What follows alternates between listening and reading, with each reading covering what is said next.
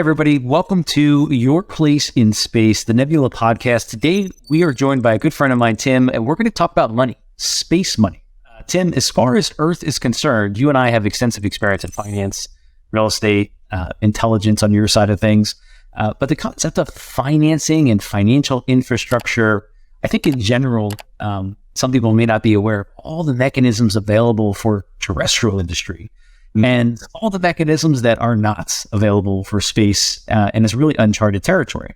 Right. So you obviously, I think everyone listening has at least heard my background in telecom finance, but you're the executive director at the Association for Space Finance, but I know you through the Foundation for the Future.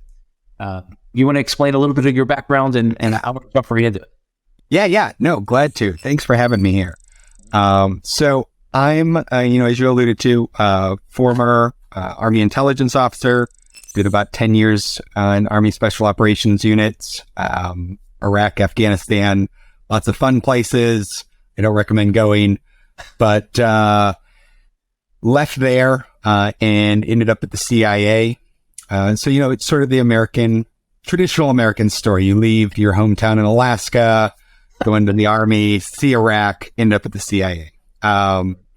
And ended up at the CIA Space Department, where I saw how the policy community reacted to Space Force standing up. One of the things I was doing there was providing insight to the National Space Council on threats to civil, commercial, and military space assets. And once Space Force stood up, there is like this sense that, oh, thank God, the military is here to do all those things NASA's bad at, like economic development. And, I was horrified. Like, I was one of those people winning hearts and minds and nation building in Iraq and Afghanistan, and we were bad at it.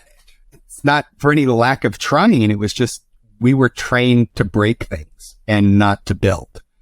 And so it horrified me that the military was once again being thought of in this role, and being thought of in that role, not in a country that was in the middle of nowhere, so to speak, but in the next frontier for human existence. So I realized that I couldn't affect the change I wanted to from inside the CIA. What we did was security related. What needed to be talked about was economic related. And so I used COVID as an excuse to pivot, jumped ship, and started the Foundation for the Future, which is a nonprofit focused on the industrial policy of space. And we're, here talking about one of the subsidiaries, the Association for Space Finance, that really hones in on that finance piece of industrial policy and how to incentivize financial development. So first of all, thank you for your service. Completely makes sense. You would go from Army intelligence to finance and economics. Makes great sense. I'm glad you are. My background, I own some real estate. There are an insane amount of tools available to me to real estate. The difference between residential and then commercial, and then inside commercial, of all these different things. There's government programs, government backing, government support. There are plenty of lenders. There are debts, the debt you can get from lenders. There's equity you can get from a different group of people. There's investment you can get from people for the business that's inside the real estate. I mean, it's a plethora. It's obviously the most secure investment there is, and it's the most mature. I've had real estate for quite some time, and it's a really good template of like, well, we should probably take all the good things that are working here and do something with space. And I don't know if, unless you're in real estate, I don't know if most people know just how many things there are there to support. There's no reason to know, because it just works. And so it just blends into the background. Yeah. And then you go into space. It's like, people keep calling it the Wild West, the New Frontier, whatever you want to call it. Like, we're thinking through these things, which I find is if I was listening to this, I'd be inspired that, wow, I can help set the tone. I can be a part of this movement. Now, the flip side of that is, man, you're going to be, fighting uphill like you are, literally on the hill trying to get signatures and things like that. So how do you see the current space economic tools or finance, however you want to describe that. Well, I like that you were sort of comparing it to how we do real estate. Because, when you look around the world, the US is one of the easiest and or cheapest places to buy personal homes. And that's because almost a century ago, the US government decided this is a priority for us, in part to prevent, veterans coming home from World War II from rioting and pillaging, which is what happened after World War I. But the idea was, hey, we've got to make it economical for people to be able to own their own homes as a source of wealth and stability. And so the government incentivized a market for the debt that veterans and regular people would have, and created these organizations, Fannie Mae, Freddie Mac, Ginnie Mae. For the most part, people who know them probably only know them from the 2008 financial crisis when things went sideways. But that was 70 plus years of these institutions being quasi-government, meaning they didn't take government money every year, basically securing the home loans of 70 to 90% of all homes in the country. And they did that basically by loan guarantees, guaranteeing that a bank was going to get some portion of the money back if you, the borrower, didn't pay up. And it was that simple. In hindsight, it's massively elegant. Yes. But space has got billionaires. It's a little different. So it's got billionaires. They do guarantee their own loans, and government contracts. And that's almost it. Yep. It's, yeah. You've got, from my perspective as an entrepreneur, you've got people that'll take a share of your company. Yep. And then you got, I'm going to say this, you got like loan sharks, right? You do factoring. Like, essentially. Contract. All right, I'll give you some pennies on the dollar type scenario there and you get cash.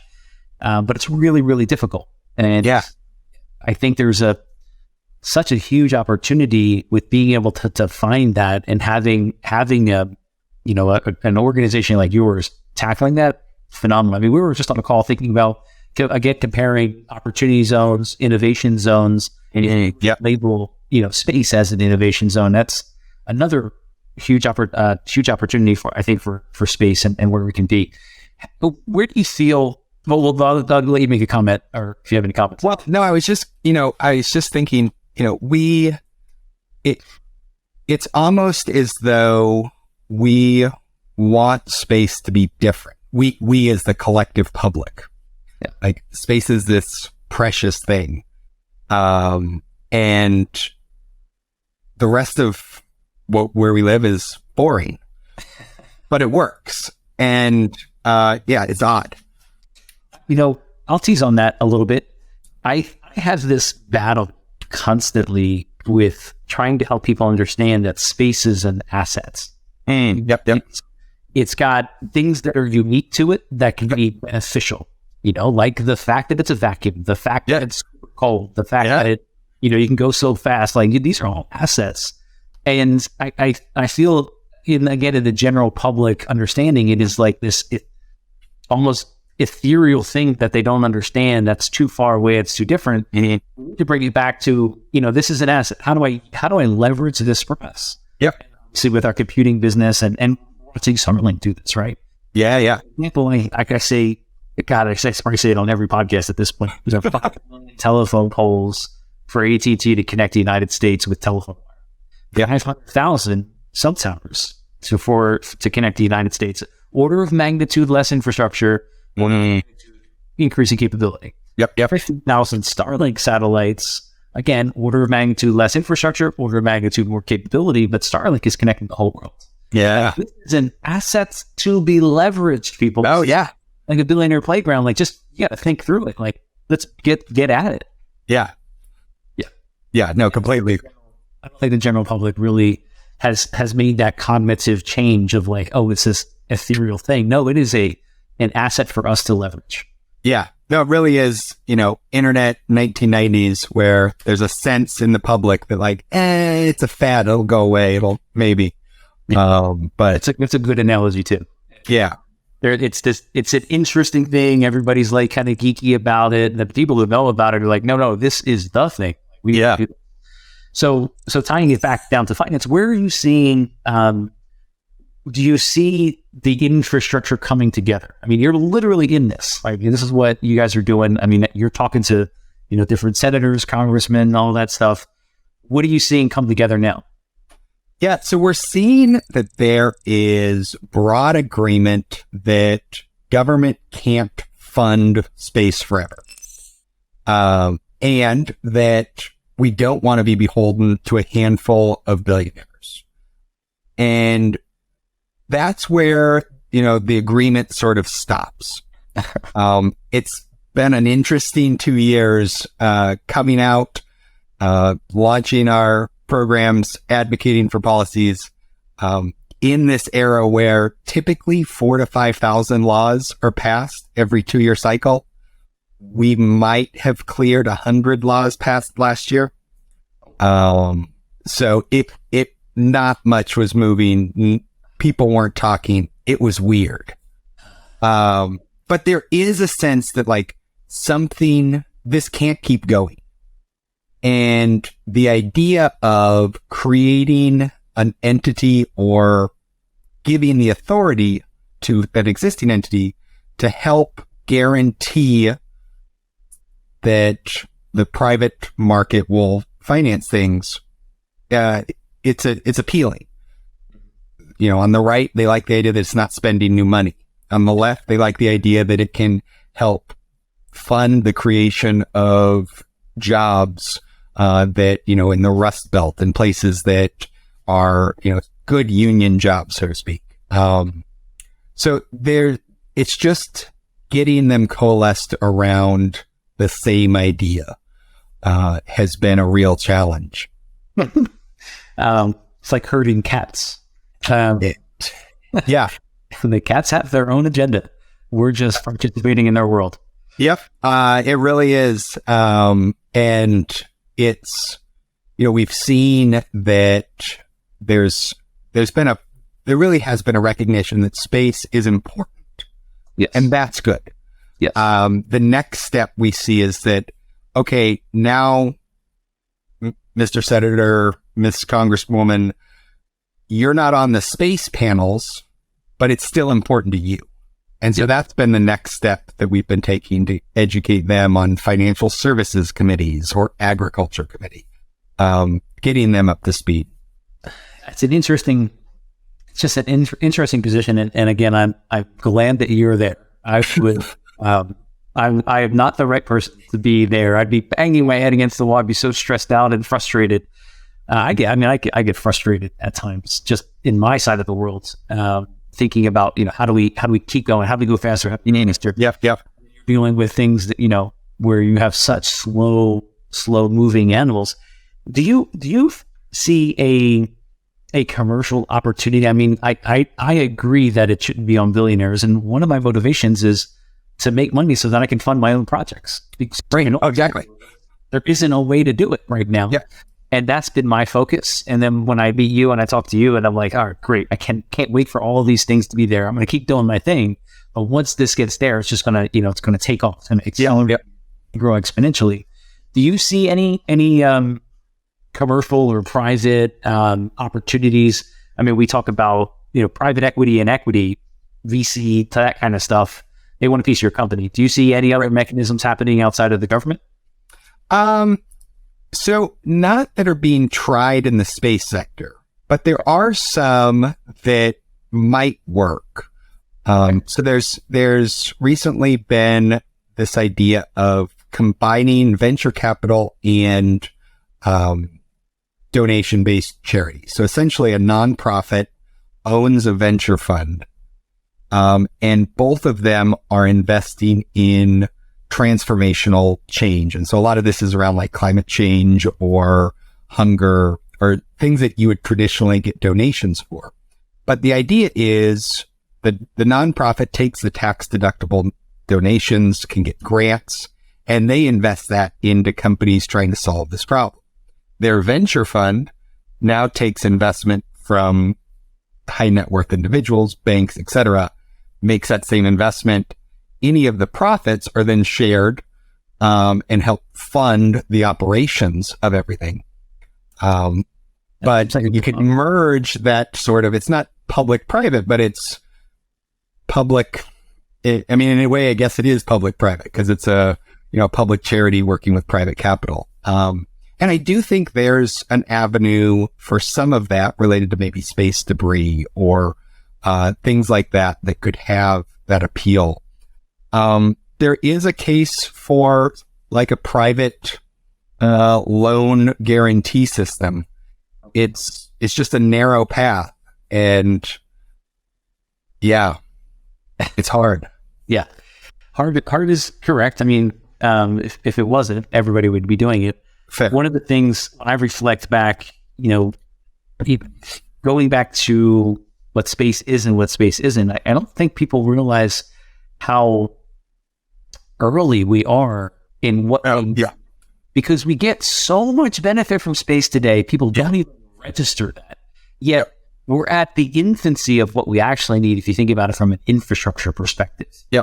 I always liken, Starship being, or Musk being like Vanderbilt, right? He was the boat guy moving up, and trains came up. He jumped right into that, became the train guy, and moving data and opening up train lines and opening up new territory because he had the access to it. Yeah. Elon's, that's where we're at. The fact that Elon is now doing Starlink is because he needs the funds to be able to get it, which we've been benefiting off for decades. Yep. And the bias ads, the backhaul, all that stuff, cell tower backhaul. I mean, we've been benefiting off of that for decades. Our phones work. You and I communicated the way we are. Yes, primarily because of that entire infrastructure that's already been built. You got to use the example of, Crown Capital, all these cell tower companies specifically. Billions of dollars of infrastructure went in before you could have the opportunity for a Facebook or a Google to exist. Exactly. Frustrates me to no end to hear VCs, we're just focused on software for space. Like, are you kidding me? Like, that's like building one cell tower and be like, all right, we're good. We don't need any more infrastructure. We're just going to do some apps now. Yeah. So I feel like, is there any talk about infrastructure bills or any of that type of stuff in the finance world? So there is a recognition in the finance world that there needs to be that infrastructure. And I have some of those same discussions with probably the same VCs about, when I'm talking about some of these things, I get the question, like, who's the customer? Like, how are you going to pay for this? I'm like, the customer hasn't been born yet. Or the customer is currently napping and they're, 6 months old. Like that's your customer for infrastructure. But in the finance world, infrastructure investors are these giant entities like BlackRock. They've got trillions of dollars of assets under management. They make investments based on modeling the risk and then determining in 50 years, are we still going to get money back from this? And so I deployed to Iraq a couple of times with General Petraeus. He's now at BlackRock. Is he still at BlackRock? Anyway, for the sake of the story, he's at a large private equity firm. Yeah. And I talked with him about space investing, and he's like, look, it's cool. We need it. But like, I can't model the risk. I know what the return is going to be on a mine in Chile in 70 years. We haven't built the mine, but I know in 70 years, based on average inflation and everything else, how much money I'm going to be getting out of it per year. I don't know what's happening in space next month. How am I supposed to allocate money to that? And that was, at that point was what it really hit me. Like, yeah, there's a business case for buying down this risk for space, but maybe it's not from the private sector. Yeah. This is something that, just like Vanderbilt with the railroad, he had some assistance with making the projects for that infrastructure palatable. For him, it was land grants. maybe there's something similar for space. And, we've been talking whether it's directly buying down the risk with loan guarantees, tax incentives. There's a lot of ways the government can do it. So yeah. One thing that, as I'm hearing you, reference BlackRock, and as I said, I was a director at a wholly owned subsidiary of Blackstone, and when you think at that scale, I mean, these guys are, decade-long thinkers. They're thinking really big, and there's, again, undertone of infrastructure that has already been built. It's already been established, and there's an understanding of what the benefit is. I still don't think we've moved that yet. It's on the cognitive side. It's like when I say cognitive, the thing I go to a lot is if you ask somebody that's under 20 to search for something, how to do something, they're going to go to YouTube. Right. Over 30 or close to 40, they're going to go to Google. Yeah. Like if I would rather, for me, my experience was changing the battery of my car key one time. Yeah. I went to Google and I read the steps. I was like, well, exactly. I go to YouTube. I was like, oh, that's how you do it. But there's this cognitive change, I think, still where we need to understand. I mean, if you think about some of the benefits to society from an internet perspective, like the value of the internet. Yeah. I don't think it's ever been accurate. I see the value of the cost of solar. If you see any charts of, if you historically track what they thought cost of solar would be, it is the constant, like, they're wrong, they're constantly wrong. And the value of the internet, it's like you're constantly wrong. It's always more. Yeah. And we still only have, just over half the world on the internet. So if there's a way to accelerate the ability to connect, and I would say from a VC perspective, if there's any finance people listening to us now, trying to understand how to extend that, that's what Elon is getting his $3 billion of funding for, something like. Right. So one other thought that I'm not sure, you mentioned getting Republicans, getting Democrats, getting one side to coalesce on a single idea. And there are a few things they're agreeing on. They finally agree on space. Yeah. When I look at countries like China or Russia, they're very clear, extremely clear on exactly what it is that they want and what they're going to do. Yep. And everybody falls in line. And they're making strides at exponential, private commercial type speeds. Do you see any, is there any conversation around that of we need to get a vision together, or is there, at a White House level, executive branch level, is there conversation there? Yeah, there definitely is a lot of concern around, especially China now. Russia, with it being bled white by Ukraine, not as much.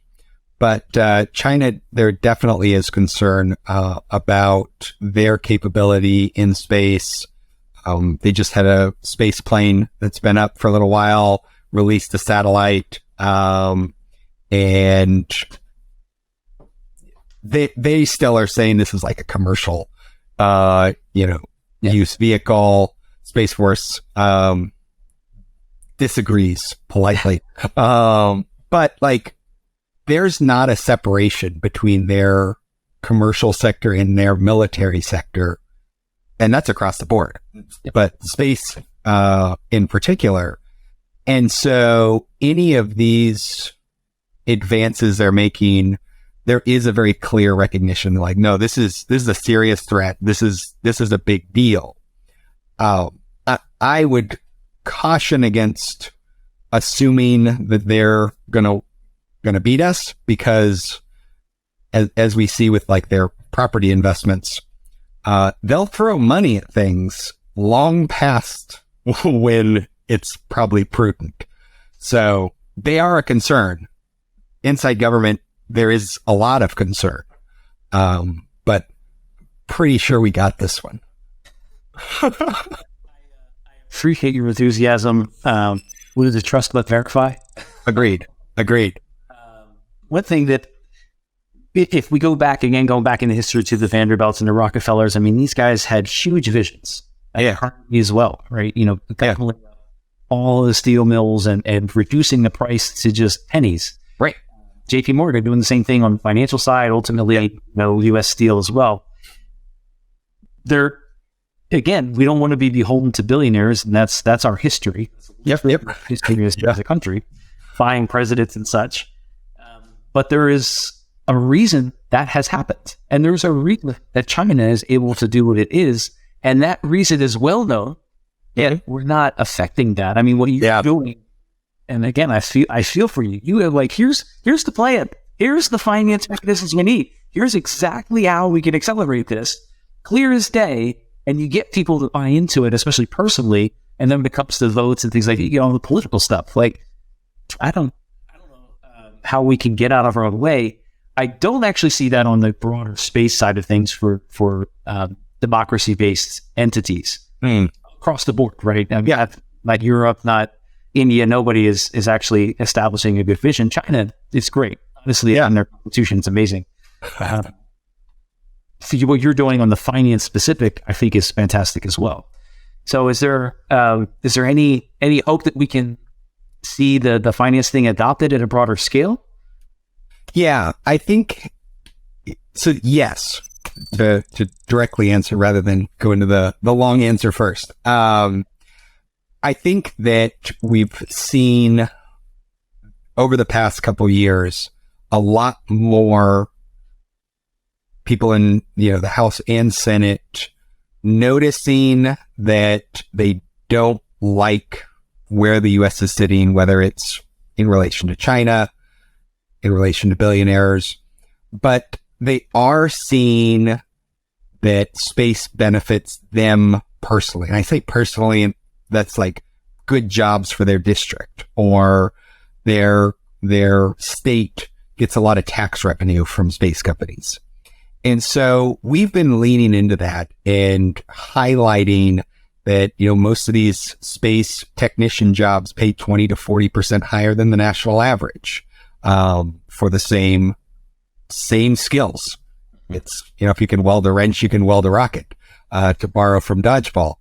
But, that has started to help get traction that, space creates jobs. Okay. That's cool. It's not just nerds shooting pallets of cash into the sky. This is actual jobs. And I think the more the space community can talk about the jobs they're creating, the types of jobs, that then helps politicians, when they personally like an idea, be able to justify it back to the voters. That's the whole thing, is meeting these people where they're at. Personalization. Yeah. That's, again, you and I are out here beating the drum and hoping the viewers and listeners here can relate to what there's things happening at every level, and ultimately comes down to making it personal. Hopefully it really does. The interest that they need. So I want to close this segment down and move into the second segment where we get even more fun and go over even other topics. But for everyone listening, thank you for listening today. If you're interested in learning more about space finance and what is happening, please go to f4fspace.org. That's Foundation for the Future, space.org, F for the number 4, fspace.org. If you want more space industry news, where we talk with movers and shakers like Ted and others, you can subscribe to our podcast here wherever you're streaming it. We also have a newsletter that sends out some pretty powerful content, keep you up to date in just a few minutes. For those space insiders, join us on the second segment with Tim and I and our members only community, and you know where to find us. We will see you on the flip side. Thank you all for listening, and we'll catch you all soon.